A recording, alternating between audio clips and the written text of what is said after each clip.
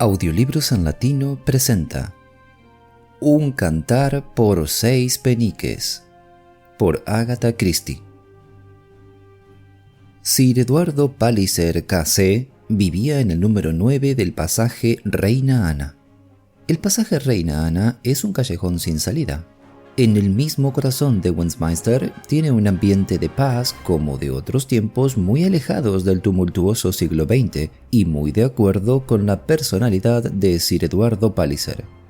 Sir Eduardo había sido uno de los abogados criminalistas más eminentes de su época y ahora que ya no ejercía su profesión, su afición predilecta era coleccionar una buena biblioteca de obras policíacas. Era además autor de un libro sobre reminiscencias de criminales célebres.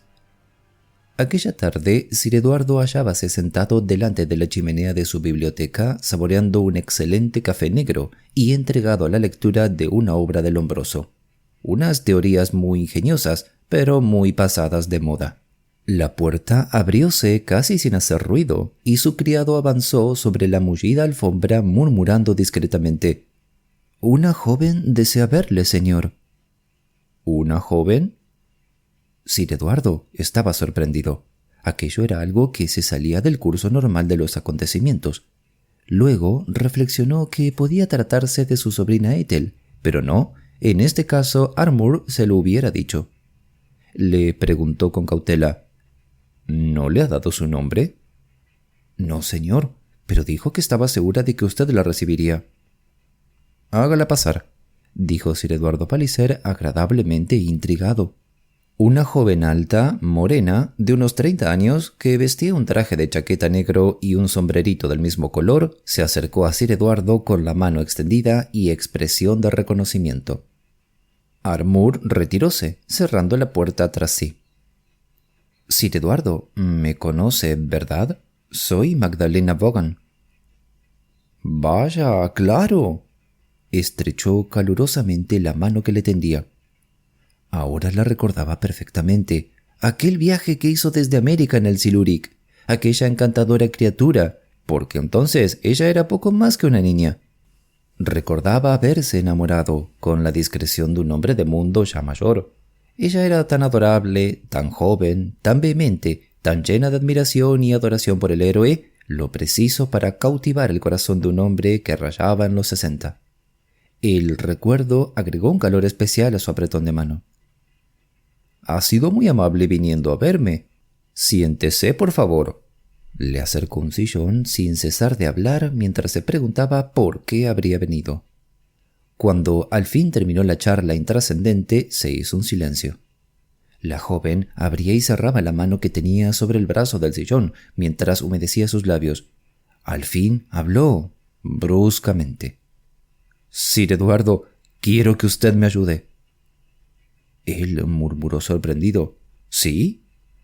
La joven continuó hablando con más vehemencia. «Usted dijo que si alguna vez necesitaba ayuda, que si había algo que pudiera hacer por mí, lo haría». Sí, él lo había dicho.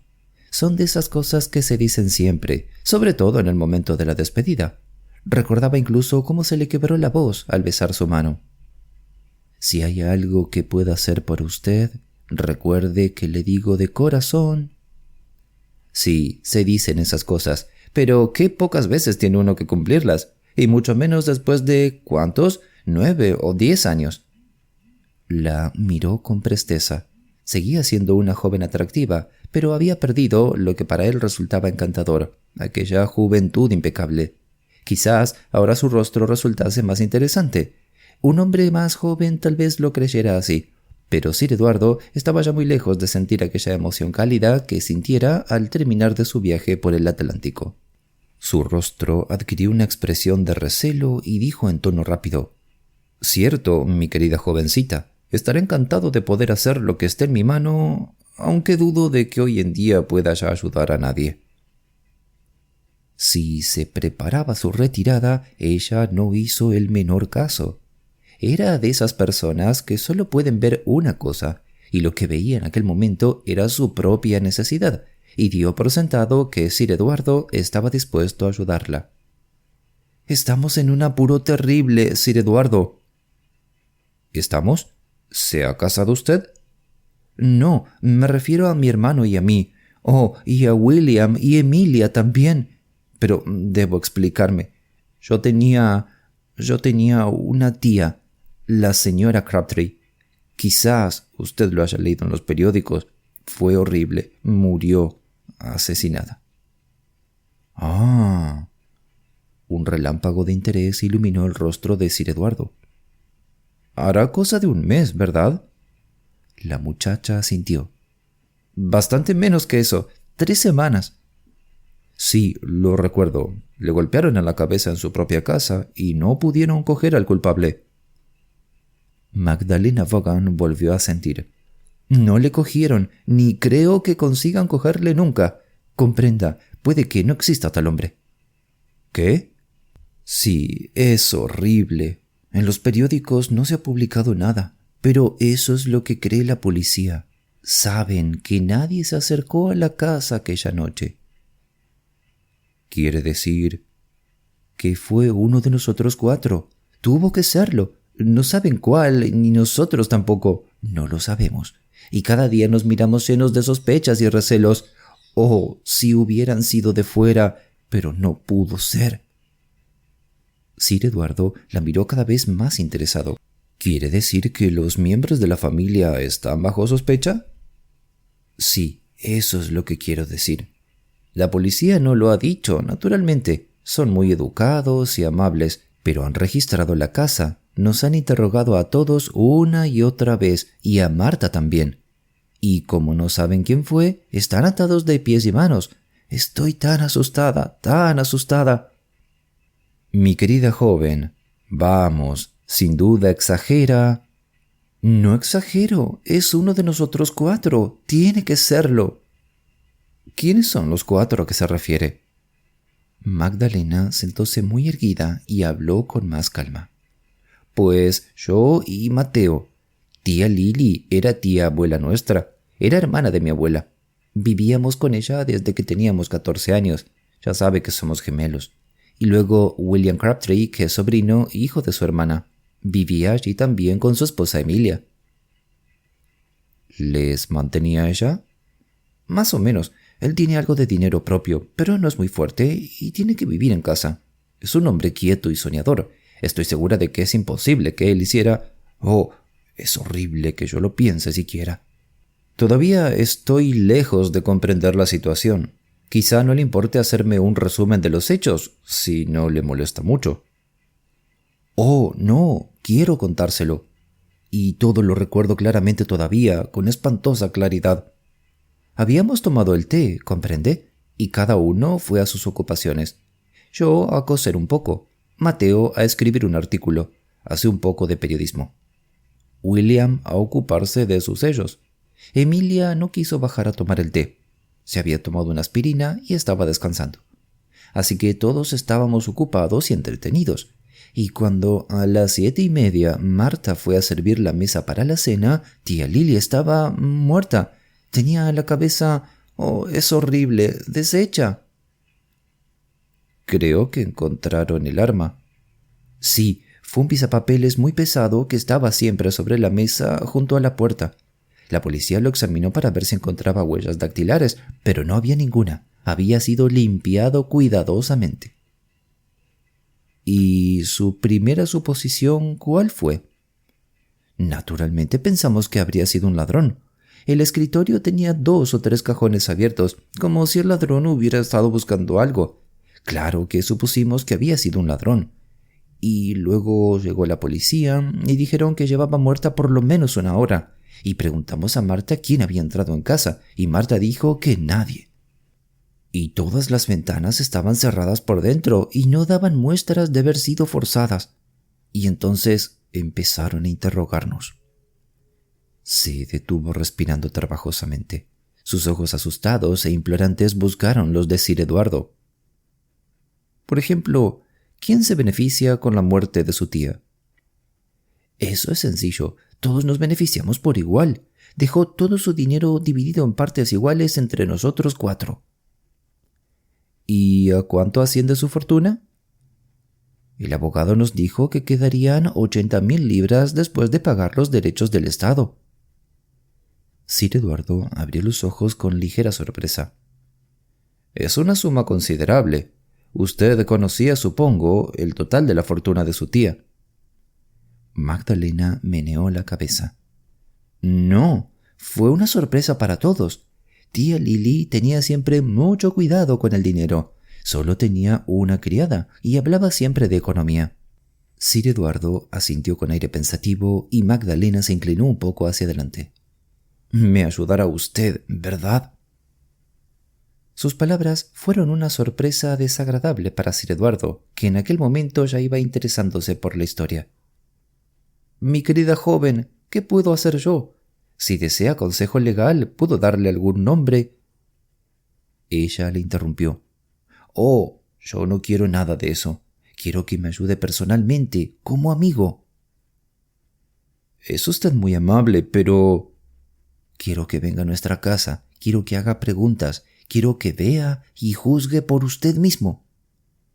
Pero, mi querida señorita, recuerde, usted me lo prometió, en donde sea, cuando sea, dijo, si necesitara ayuda. Sus ojos suplicantes y confiados se clavaron en los suyos, haciéndole avergonzarse y conmoverse. Aquella avasalladora sinceridad, su absoluta fe en una cortés promesa hecha 10 años atrás que ella consideraba como algo sagrado. ¿Cuántos hombres no habrían pronunciado las mismas palabras? Eran casi un cliché. Y qué pocos habrían sido requeridos nunca para cumplirlas. Dijo en tono bastante débil. Estoy seguro de que habrá muchas personas que puedan aconsejarle mejor que yo. Tengo muchísimos amigos, por supuesto. Le divirtió ver la ingenuidad con que lo afirmaba. Pero comprenda, ninguno es inteligente como usted. Usted está acostumbrado a interrogar a la gente y con toda su experiencia tiene que saber. ¿Saber qué? Si son inocentes o culpables. Sonrió con bastante pesar. Se enorgullecía de haber sabido casi siempre, aunque en muchas ocasiones su opinión particular no fuese la misma del jurado. Magdalena se echó el sombrero hacia atrás con gesto nervioso y mirando a su alrededor dijo: «Qué tranquilo es este sitio. ¿No echa de menos a veces un poco de ruido?» A pesar suyo, aquellas palabras dichas al azar le conmovieron. Un callejón sin salida.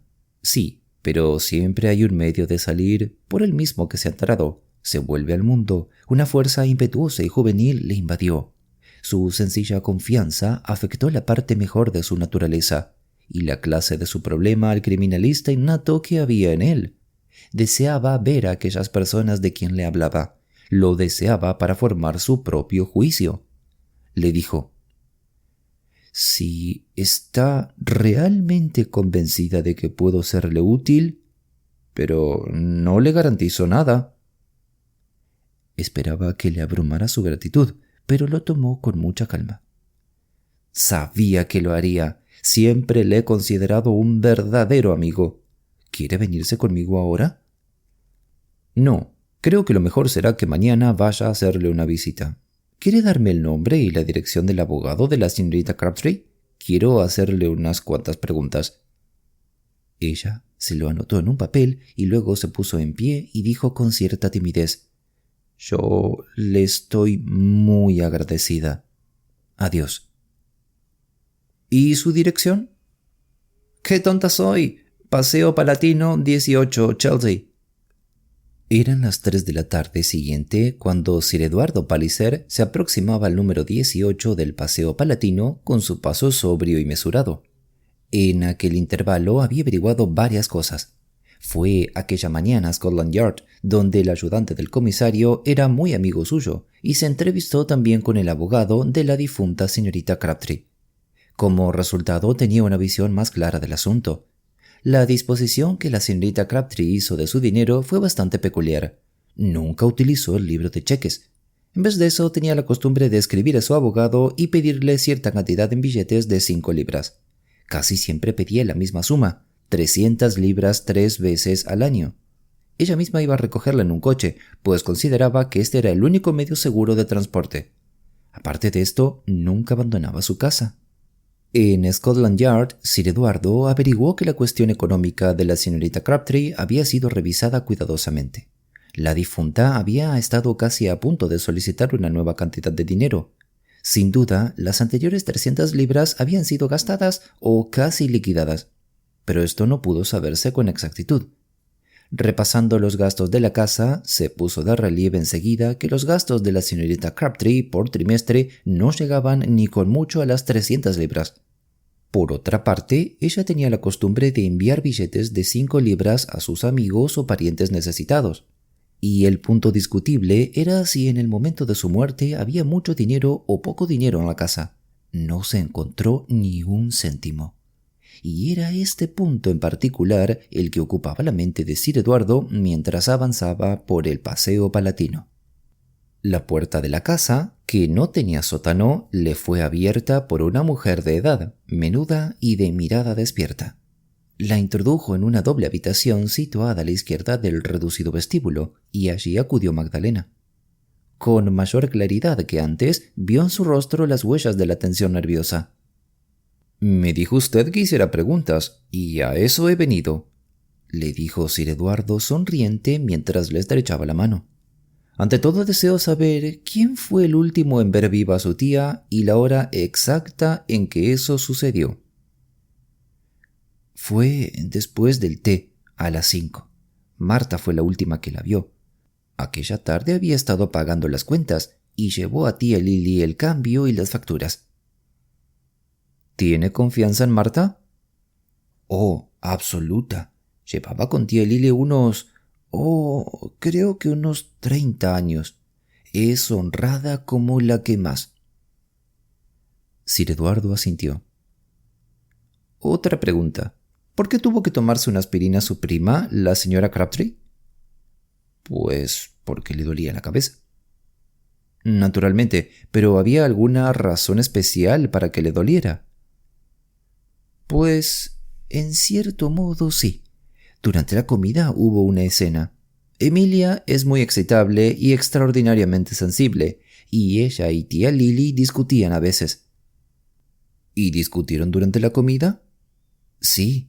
Tía Lily era bastante pesada por pequeñeces. Todo empezó por nada, y luego se pusieron como el perro y el gato. Emilia diciendo toda clase de cosas que no es posible que las sintiera, que se marcharía de la casa para no volver, que se le reprochaba cada bocado que comía, o toda clase de tonterías, y tía Lily dijo que cuanto antes ella y su marido hicieran las maletas y se marcharan, tanto mejor. Pero en realidad no significaba nada. ¿Por qué el señor y la señora Crabtree no podían permitirse el lujo de marcharse? Oh, no solo por eso. William quería mucho a tía Lily, de verdad. ¿No sería un día de peleas por casualidad? Magdalena se ruborizó. ¿Se refiere a mí? ¿La discusión que tuve por querer ser maniquí? ¿Su tía no estaba de acuerdo? No. ¿Por qué quería usted ser maniquí, señorita Magdalena? ¿Es que esa clase de vida le parece muy atrayente? No, pero cualquier cosa sería mejor que continuar viviendo aquí. Sí, entonces, pero ahora tendrá usted una buena renta, ¿verdad? Oh, sí, ahora es muy distinto. Lo admitió con la mayor sencillez. Él sonrió, pero no insistió sobre el mismo tema. En vez de hacerlo, dijo: ¿Y su hermano? ¿También discutió? ¿Mateo? Oh, no. Entonces nadie puede decir que tuviera motivos para desear deshacerse de su tía. Pudo observar el momentáneo desaliento que reflejóse en su rostro. Lo olvidaba, dijo Sir Eduardo como por casualidad. Su hermano debía mucho dinero, ¿verdad? Sí, pobre Mateo. No obstante, ahora se pondrá a flote. Sí, suspiró la joven, es un alivio. Y siguió sin ver nada. Sir Eduardo apresuróse a cambiar de tema. ¿Sus primos y su hermano están en casa? Sí, les dije que iba usted a venir. Todos están deseando ayudarle. Oh, Sir Eduardo, no sé por qué tengo la impresión de que usted descubrirá que todo está perfectamente, que ninguno de nosotros ha tenido nada que ver con, que al fin y al cabo fue un extraño quien la mató. Yo no puedo hacer milagros. Tal vez llegue a descubrir la verdad, pero yo no puedo hacer que la verdad sea la que usted desea. ¿No puede? Yo creo que puede hacerlo, que puede hacerlo todo. Salió de la habitación mientras él se preguntaba inquieto, ¿qué habrá querido decir con eso? ¿Es que quiere sugerirme una línea de defensa? ¿Pero a quién he de defender? Sus meditaciones fueron interrumpidas por la entrada de un hombre de unos 50 años. Era de constitución robusta, aunque andaba un tanto encorvado. Vestía con cuidado y llevaba el cabello bien peinado. Parecía de buen carácter, aunque un tanto despistado. ¿Sir Eduardo Palliser? Oh, ¿cómo está usted? Magdalena me ha pedido que viniera. Es usted muy amable al querer ayudarnos, aunque no creo que en realidad llegue a descubrirse nada. Quiero decir que no pescarán a ese individuo. Entonces, ¿usted cree que fue un ladrón? ¿Alguien de fuera de casa? Tuvo que serlo. No es posible que fuese nadie de la familia. Esos individuos son muy listos hoy en día, trepan como gatos y entran y salen como quieren. ¿Dónde estaba usted cuando ocurrió la tragedia, señor Crabtree? Estaba entretenido con mis sellos, en el saloncito que tengo arriba. ¿Oyó usted algo?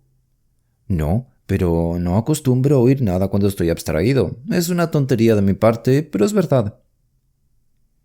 ¿El saloncito a que se refiere está encima de esta habitación? No, está en la parte de atrás. Volvió a abrirse la puerta y entró una mujer rubia retorciéndose las manos nerviosamente. Parecía temerosa y excitada. «William, ¿por qué no me has esperado? Te dije que me esperaras». «Lo siento, querida, lo olvidé. Sir Eduardo Palliser, mi esposa». «¿Cómo está usted, señora Crabtree? Espero que no le moleste el que haya venido aquí a hacer algunas preguntas. Sé lo ansiosos que están todos ustedes por aclarar las cosas». «Naturalmente, pero yo no puedo decirle nada. ¿No es cierto, William? Yo estaba dormida en mi cama y solo me desperté al oír gritar a Marta cuando ésta descubrió el cadáver».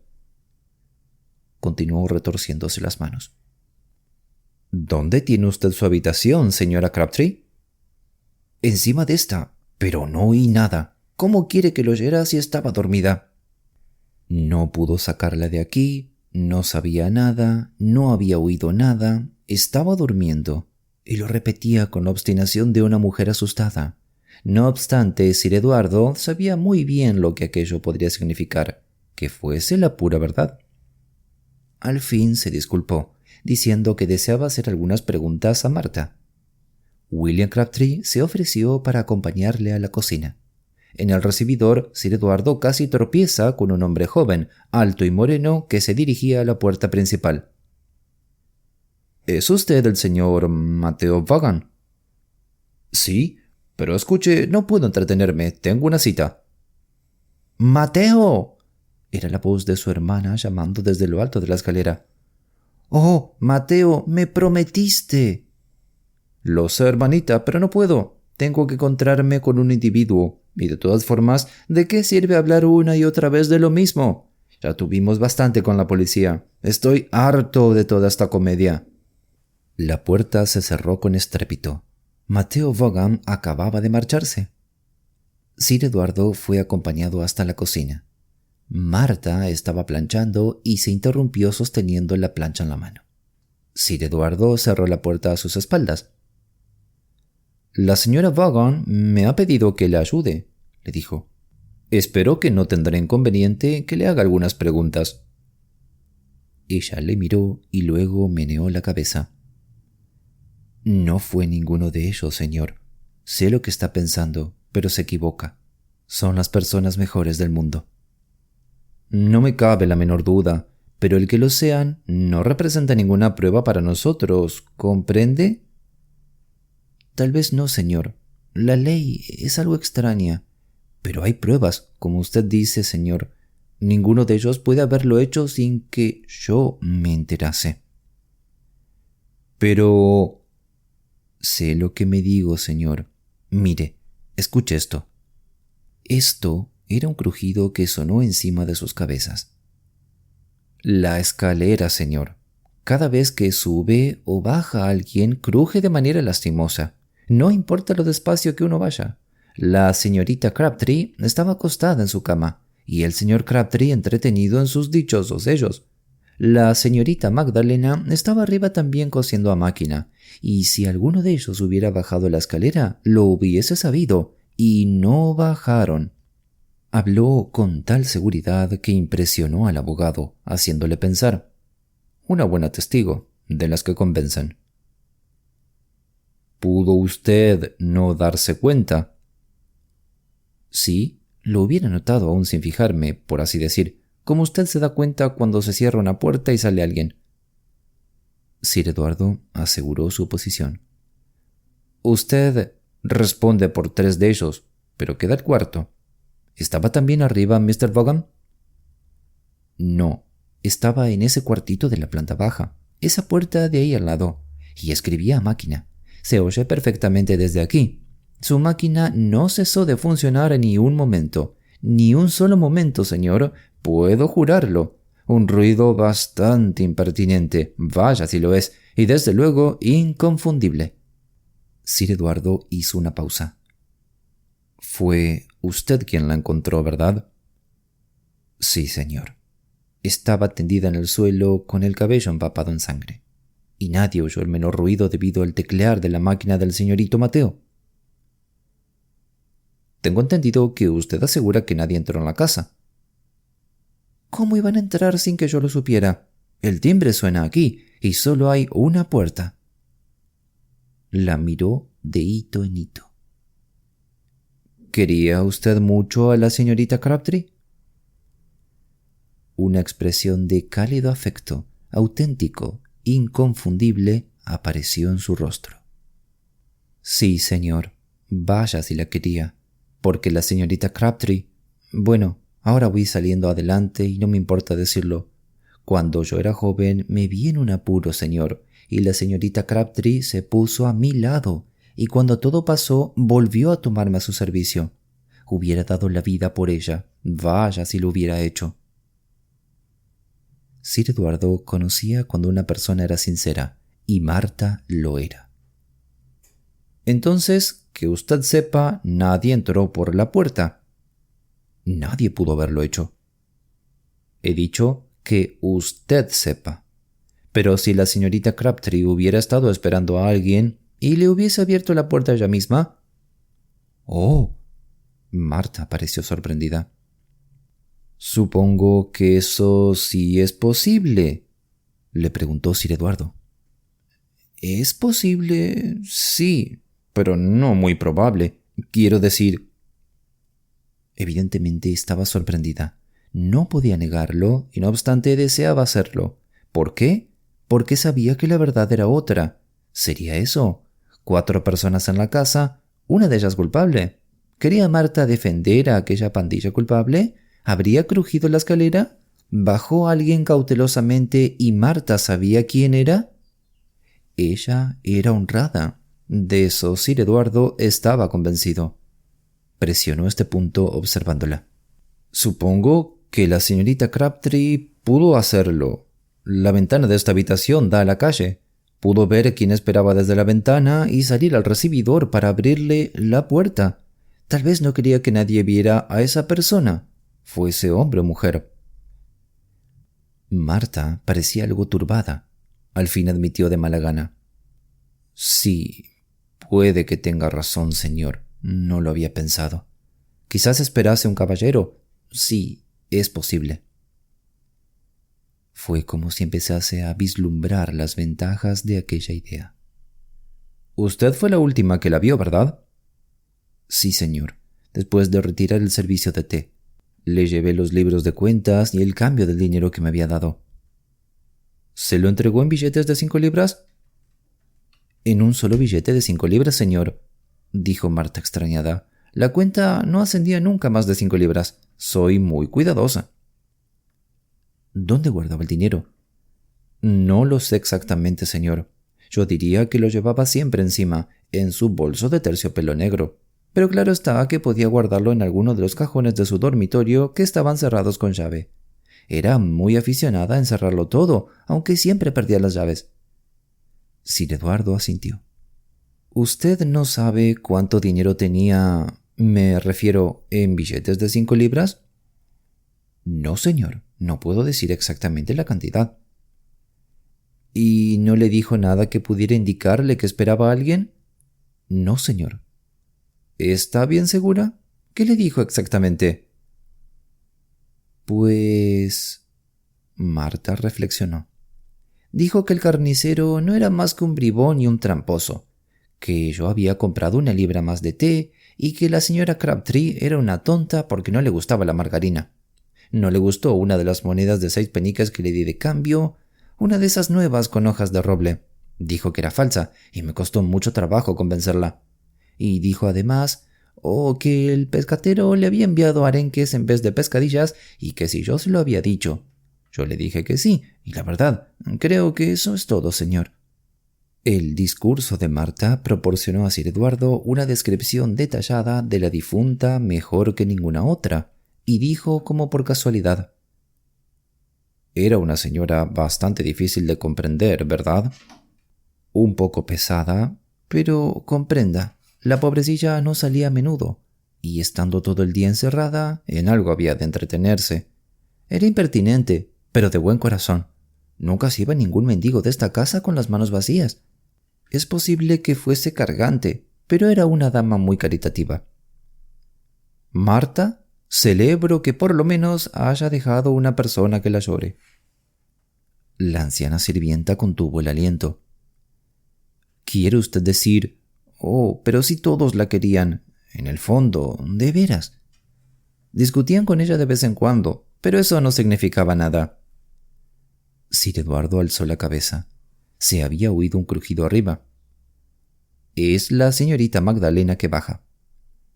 ¿Cómo lo sabe?, le preguntó. La anciana enrojeció. Conozco su manera de andar, murmuró. Sir Eduardo abandonó rápidamente la cocina. Marta tenía razón. Magdalena llegaba en aquel momento al pie de la escalera y le miró esperanzada. No he llegado muy lejos todavía, dijo Sir Eduardo respondiendo a su mirada, y agregó: ¿Sabe por casualidad si su tía recibió alguna carta el día de su muerte? Están todas juntas, y la policía ya las ha examinado. Y le condujo al gran salón doble, y abriendo un cajón sacó un bolso de terciopelo negro de forma anticuada y cierre de plata. Este es el bolso de mi tía. Todo está igual que estaba el día de su muerte. Lo he conservado así. Sir Eduardo le dio las gracias y se dispuso a vaciar su contenido sobre la mesa. Como había imaginado, era una muestra clásica del bolso de una vieja excéntrica.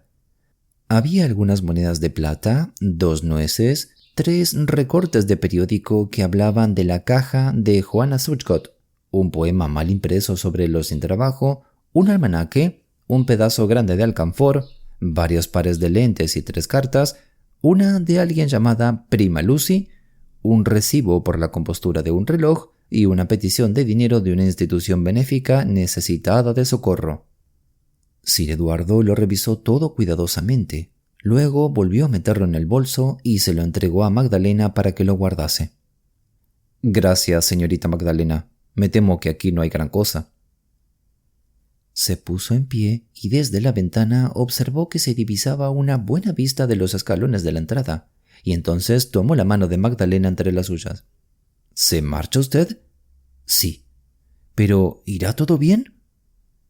Nadie que tenga relación con la ley se compromete nunca haciendo una declaración como esa, dijo Sir Eduardo en tono solemne y aprovechando para escaparse.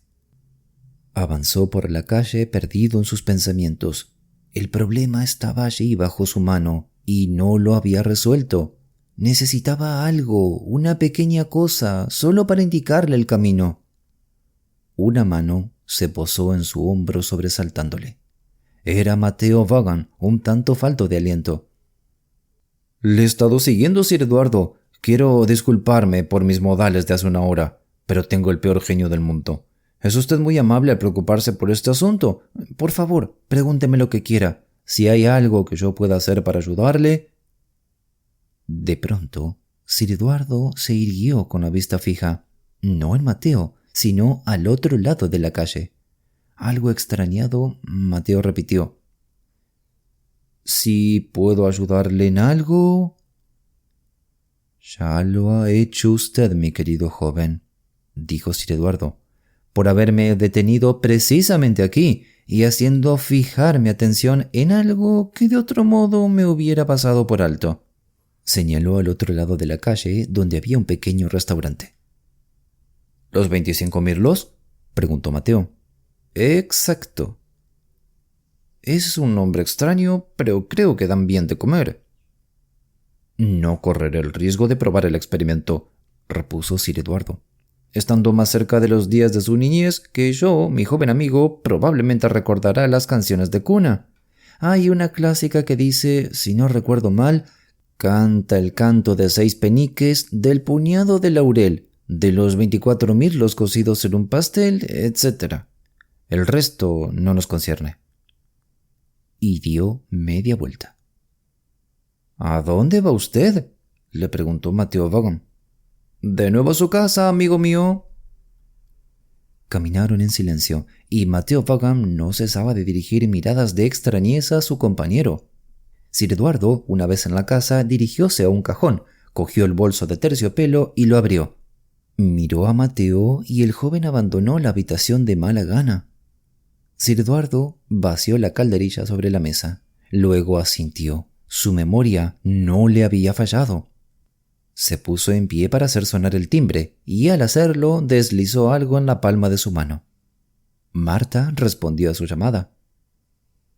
«Si no recuerdo mal, Marta, usted me dijo que tuvo una pequeña discusión con su ama por cuestión de una moneda de 6 peniques nueva». «Sí, señor».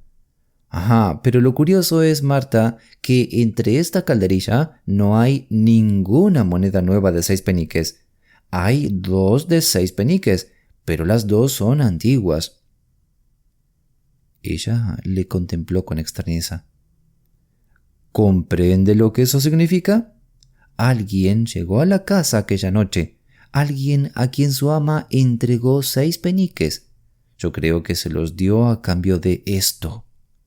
Y con un movimiento rápido alargó su mano mostrándole el poema de los sin trabajo. Con mirar su rostro fue suficiente. «El juego está descubierto, Marta. Comprenda, lo sé. Será mejor que me lo cuente todo». Ella se desplomó en una silla, con el rostro bañado en lágrimas. Es cierto. El timbre no sonaba bien. No estaba segura de si llamaban, pero luego pensé que sería mejor ir a asegurarme. Llegué en el momento en que él le golpeaba en la cabeza. El fajo de billetes de 5 libras estaba en la mesa delante de ella, y fue eso lo que le impulsó a hacerlo. Eso, y el pensar que estaba sola en la casa cuando lo dejó entrar. No pude gritar. Estaba tan paralizada. Y entonces se volvió y vi que era mi hijo. Oh, siempre ha sido malo. Yo le daba todo el dinero que podía. Ha estado 2 veces en la cárcel. Debió venir a verme. Y entonces la señorita Crabtree, viendo que yo no abría la puerta, fue a abrirla ella misma. Y él, sorprendido, le entregó uno de esos folletos de los sin trabajo. Y la señora, siendo tan caritativa como era, le dijo que entrara para darle 6 peniques. Y durante todo el tiempo el fajo de billetes estaba encima de la mesa donde estuvo mientras yo le daba el cambio. Algo se apoderó de mi Ben y poniéndose detrás de ella la golpeó hasta matarla. ¿Y luego?», preguntó Sir Eduardo. «Oh, señor, ¿qué podía hacer yo? Es mi propia carne y mi propia sangre. Su padre era malo y Ben ha salido a él, pero también es mi hijo. Le hice salir apresuradamente y luego regresé a la cocina y fui a preparar la mesa a la hora de costumbre. ¿Cree usted que obré muy mal, señor? He intentado no mentirle cuando me ha interrogado». Sir Eduardo se puso en pie. «Mi pobre Marta», dijo con sentimiento, Lo siento muchísimo por usted, pero de todas maneras la ley ha de seguir su curso, comprenda. Ha huido del país, señor, y en este momento no sé dónde está. Entonces, existe la posibilidad de que escape de la cárcel, pero no confíe demasiado. ¿Quiere enviarme a la señorita Magdalena? Oh, Sir Eduardo, es usted maravilloso, dijo Magdalena cuando él hubo terminado su breve relato. Nos ha salvado a todos. ¿Cómo podría agradecérselo? Sir Eduardo le sonrió dándole unas palmaditas en la mano. Volvía a sentirse un gran hombre. La pequeña Magdalena había sido encantadora durante la travesía del Siluric. Aquel maravilloso encanto de los 17 abriles. Claro que ahora lo había perdido por completo. La próxima vez que necesite un amigo, dijo, le avisaré enseguida. No, no, exclamó Sir Eduardo alarmado. Eso es precisamente lo que no quiero que haga. Acuda a un hombre más joven. Se despidió de todos con habilidad y una vez en el interior de un taxi, exhaló un suspiro de alivio. Incluso el encanto de una jovencita de 17 abriles le parecía dudoso. No podía compararse al de una biblioteca sobre criminología bien surtida. El taxi enfiló el pasaje Reina Ana, su callejón sin salida.